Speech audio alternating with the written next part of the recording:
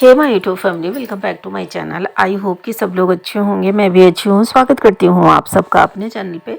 तो अभी हम लोग ने जो पराठा लिया था अयोध्या में, वो अयोध्या से हम लोग निकल चुके हैं। और निकलने के बाद 1-1.5 घंटे हम लोग सफ़र करने के बाद हम लोगों को मिला रास्ते में भुट्टा। तो हम लोगों ने भुट्टा का आनंद लिया, ठंडी ठंडी हवाएं खाई और उसके बाद कुछ नाश्ता पानी हुआ। फिर वो उसके बाद हमने जो पराठे लिए थे उसको श्रेया खा रही है। उसके बाद हम भुट्टा खाएंगे। खाने के बाद तो हम पराठे खाने वाले हैं।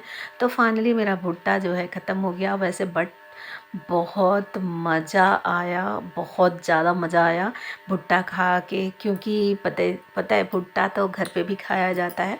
जो सफ़र में भूख लगी रहती है, जो उसका टेस्ट आता है ना, वो मतलब घर पे मज़ा नहीं आता है। क्योंकि घर पे तो बहुत सारी चीज़ें रहती हैं खाने के लिए, तो हम खाते रहते हैं, तो उसकी वैल्यू हम नहीं कर पाते हैं। लेकिन जो सफ़र में हम खाते हैं ना, उसकी वैल्यू बहुत रहती है। भले ही वो थोड़ा सा मिलता है, वो उस टाइम इतना मज़ा आता है, क्या बताऊँ यार। इसलिए मज़ा आता है क्योंकि वो सफ़र में थोड़ा सा भी मिलता है, भूख बहुत ज़ोरों की लगी रहती है, और थोड़ा सा मिलता है तो बहुत ही टेस्टी लगता है। और आप यहाँ पे देख लीजिए कि जैसे बड़े जो पेड़ हैं, जैसे आम का पेड़ है, उसमें तो आम छोटे से मिल रहे हैं। और गाड़ी जा रही थी, बेटे जी कहें कहें देखो कितना सारा आम गिरा है। जैसे अंधड़ा आ जाती है तो छोटे जो बहुत सारे चीज़ें गिर जाती हैं। आ, जैसे कोई भी इंसान ले लो, चाहे पेड़ हो, चाहे पौधे हो, चाहे इंसान के ले लीजिए, बड़े होने में उसे बहुत ज़्यादा संघर्ष करना पड़ता है। पहले छोटा होता है, बहुत थपेड़े खाता है। जैसे आम को अभी ले लीजिए, आम का सीज़न चल रहा है, तो हवा का जो थपेड़ा सह लेता है, वो मतलब टिका रह जाता है। जो हवा का झोंका नहीं सह पाता, वो गिर जाता है, तो वो ज़मीन पे आ जाता है। और जो हवा के झोंके को सह के वो पेड़ पे लगा रहता है, वो जाके लास्ट में बड़ा होता है, मीठा फल बन जाता है। और कच्ची केरी की तरह से उसको भी खाया जाता है, अचार बनता है, बहुत सारे उपयोग में आ जाता है। आम का पन्ना बनता है, आम वैसे भी खाए जाते हैं। लेकिन बहुत सारी चीज़ें होती हैं, लेकिन जो नाजुक होते हैं, जो समय से पहले गिर जाते हैं, वो उनका तो कुछ कहना ही नहीं। तो वही चीज़ है कि हमें हर स्थिति में धैर्य बना के चलना होता है। और देखिए कुछ चीज़ें हमारे हाथ में नहीं हैं, कुछ चीज़ें भगवान के हाथ में है। जो भगवान के हाथ में है उससे तो हम नहीं बदल सकते, लेकिन जो हमारे हाथ में है उसे तो हम बदल सकते हैं। तो हम लोग एंजॉय कर रहे हैं यहाँ नींबू पानी।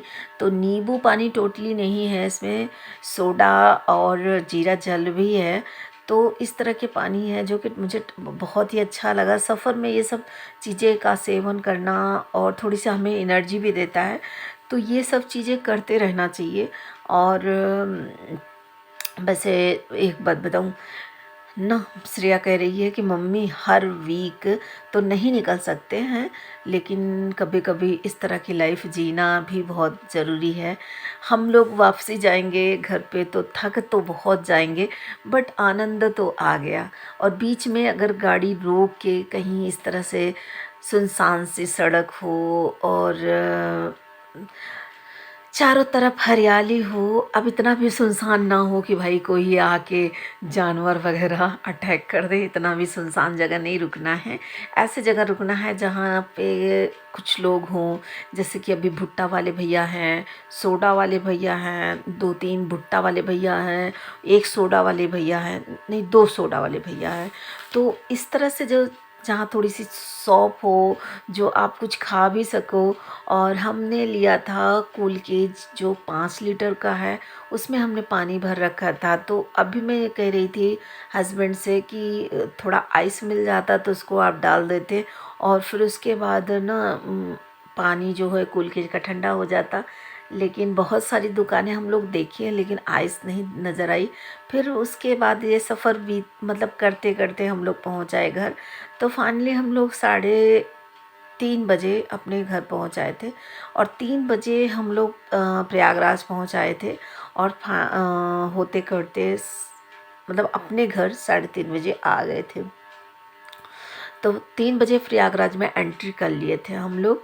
फिर उसके बाद अपने घर आए। फिर शाम से पहले हम आते ही उसके बाद आधा घंटा मुझे लग गया इधर उधर बैग वगैरह रखने में। तो फिर मैं 4 बजे से सोई, फिर 5:30 बजे का टाइम सो के जगी। और उसके बाद मैंने तली आलू के पापड़ और साथ में चाय। वीडियो कैसा लगा लाइक करिएगा। मिलते हैं नए